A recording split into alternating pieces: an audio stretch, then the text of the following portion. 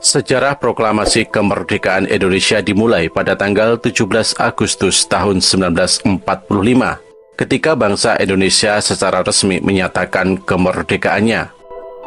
Meskipun kekalahan Jepang dalam Perang Dunia Kedua menjadi salah satu latar belakang penting yang mempercepat proses tersebut, kemerdekaan Indonesia bukanlah sebuah hadiah yang diberikan langsung oleh Jepang.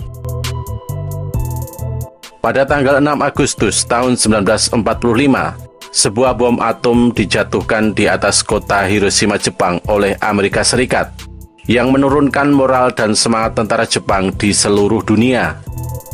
3 hari kemudian, pada tanggal 9 Agustus tahun 1945, bom atom kedua dijatuhkan di atas Nagasaki, memaksa Jepang untuk menyerah kepada Amerika Serikat dan sekutunya.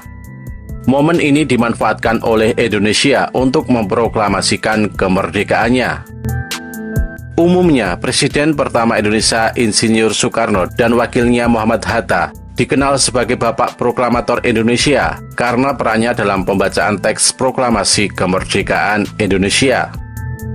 Memang benar, pada tanggal 17 Agustus tahun 1945, dua tokoh ini yakni Soekarno dan Muhammad Hatta adalah figur sentral dalam pembacaan teks proklamasi kemerdekaan Indonesia.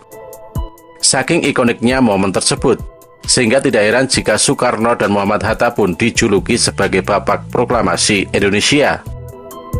Namun tahukah kalian, ternyata Soekarno dan Muhammad Hatta bukanlah proklamator pertama Indonesia. Sebab ada satu tokoh Nusantara yang ternyata sudah lebih dulu memproklamasikan kemerdekaan Indonesia, jauh sebelum Bung Karno dan Bung Hatta membacakan naskah proklamasi di Jalan Pegangsaan Timur nomor 56. Siapakah tokoh Nusantara yang dimaksud tersebut? Pria bernama Nani Wartabuni adalah sosok yang membacakan proklamasi kemerdekaan Indonesia pada tanggal 23 Januari tahun 1942. Nani yang lahir di Sumawa, Kabupaten Bone Bolang, Gorontalo pada 30 April 1907 itu berhasil membacakan naskah proklamasi kemerdekaan di Gorontalo, Pulau Sulawesi. Dikutip dari kanal YouTube Pinter Politik dalam buku yang berjudul Biografi Pahlawan Nasional Nani Wartabuni, pria kelahiran 1907 itu merupakan keturunan bangsawan di tanah Sulawesi. Ia juga memiliki latar belakang keluarga yang dekat dengan pemerintah Belanda. Ayahnya yang bernama Zakaria Wartabuni bekerja sebagai salah satu aparat Hindia Belanda. Sementara ibunya yang bernama Sairah Moduto juga adalah seorang keturunan penguasa swasta. Seperti diketahui, sejumlah keturunan ningrat atau bangsawan pada zaman kolonialisme Belanda kerap mendapatkan perlakuan yang lebih baik dibandingkan kelas pribumi lainnya. Meski demikian, Nani yang juga merupakan keturunan bangsawan tidak pernah memandang penguasa Belanda di Indonesia sebagai sesuatu yang bisa diterima. Hingga akhirnya Nani pun menyadari perlakuan diskriminatif yang dilakukan oleh para guru kebangsaan Belanda terhadap kaum pribumi tersebut, khususnya yang bukan bangsawan. Sementara anak priai dan non-pribumi justru mendapat perlakuan lebih baik. Sentimen ini pun menguat ketika Nani pindah ke Surabaya setelah dirinya lulus kelas 6 sekolah dasar. Sebagai seorang bangsawan, Nani kala itu mendapat kesempatan untuk bersekolah di beberapa sekolah top di Surabaya, seperti Mulod dan ELS. Meski begitu, pandangan dan pikiran Nani soal perjuangan melawan penjajah ternyata bukan berasal dari sekolah tempatnya belajar.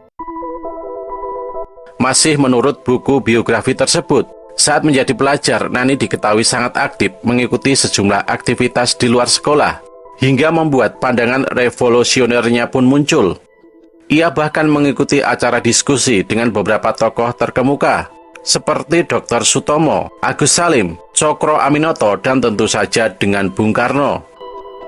Ceramah-ceramah dari Bung Karno itulah yang kemudian menggugah hati Nani, dan menyadari bahwa kemerdekaan adalah hal yang niscaya terjadi. Karena terkagum-kagum, Nani akhirnya memberanikan diri untuk berkenalan dengan Bung Karno. Kedua tokoh ini akhirnya memiliki kedekatan yang sangat spesial. Nani bahkan disebut-sebut pernah tinggal beberapa hari di kediaman Bung Karno, dan berkesempatan membaca sejumlah buku politik presiden pertama Indonesia itu. Selain itu, Nani juga mendapat wejangan spesial dari Bung Karno yang berbunyi, "Jangan pernah kerjasama dengan Belanda." Saat di Surabaya, Nani pernah berkenalan dengan para tokoh nasional Indonesia atau PNI, yang merupakan partainya Bung Karno dan akhirnya ia pun menjadi kadernya. Ketika kembali ke Gorontalo di tahun 1928, Nani menjadi ketua PNI cabang Gorontalo dan menyebarkan ide nasionalisme pada warga di sana. Singkat cerita, Nani berniat menguatkan semangat perjuangan rakyat Gorontalo dengan bergabung ke salah satu organisasi masyarakat Islam terbesar se-Indonesia, yakni Muhammadiyah. Saat itu, dukungan warga Gorontalo kepada Nani pun makin menguat, sehingga dirinya berhasil memproklamasikan kemerdekaan Indonesia pada suatu momentum. Momen yang membuatnya berhasil memproklamasikan kemerdekaan itu ternyata ditenggarai oleh 3 hal. Pertama, ada dampak dari Perang Dunia Kedua, yang mana serangan pasukan Nazi Jerman pada tahun 1939 telah berhasil melemahkan negara-negara kolonial Eropa. Kabar ini pun terdengar sekaligus disyukuri oleh Nani bersama Gusno Danupojo. Kemudian Nani pun bergegas mendirikan wadah perjuangan kemerdekaan bernama Komite 12. Dengan sigap pada 23 Januari 1942, Nani dan para pejuang yang berhasil dikumpulkan oleh Komite 12 berhasil menduduki sejumlah fasilitas Hindia Belanda dan pertama kalinya mengibarkan bendera merah putih di Indonesia. Kemudian alasan yang kedua, revolusi bisa sangat cepat dieksekusi Nani karena dia memegang simpati para petani dan masyarakat non-priai yang jumlahnya sangat banyak. Selain itu, keorganisasiannya di PNI dan Muhammadiyah, serta kelihayannya menyampaikan semangat revolusi, membuatnya jadi pemimpin yang didambakan dan diidolakan rakyat Gorontalo. Oleh karena itu, ketika momen revolusi muncul, Nani dapat merealisasikan investasi perjuangan yang dibangunnya semenjak mendapat wawasan kebangsaan dari pergaulan di Surabaya. Kemudian hal yang ketiga, karena Belanda mengantisipasi serangan Jepang, di mana Gorontalo adalah wilayah terdekat dari potensi invasi Jepang, sehingga Belanda lebih memilih memfokuskan penguatan pertahanan di wilayah-wilayah internal Indonesia, seperti Pulau Jawa yang notabene-nya dianggap sebagai wilayah yang lebih penting. Sehingga ketika pergolakan muncul di wilayah seperti Gorontalo, Belanda tidak punya kekuatan untuk membalas. Pada akhirnya, perjuangan Nani membuat rakyat Gorontalo menjadi penikmat kemerdekaan pertama di Indonesia. Sayangnya, kejayaan tersebut hanya berlangsung 5 bulan, yakni dari tanggal 23 Januari sampai 5 Juni tahun 1942. Ini karena Indonesia tiba-tiba diserang oleh Jepang.